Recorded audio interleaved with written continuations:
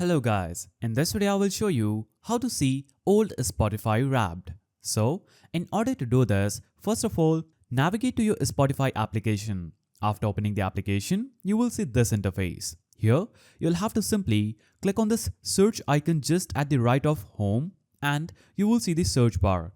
Click on search bar and it will show up this page. Here what you're going to do is simply type in WRAPPED, Wrapped. Then type in the year that you want to see the Wrapped for. So I will type in, for example, 2022. Now, after typing in Wrapped 2022, I will see your top songs in 2022. As you can see, this is the search results. A Spotify playlist made for you. Click on the year and it will show up the Spotify Wrapped for that specific year. In my case, it's 2022. Now you can see I've played these songs and these were my top songs in 2022.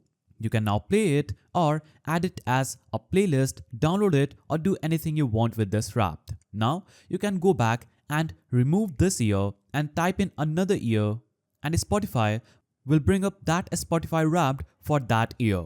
As you can see, it's 2021 and I've listened to these songs in 2021.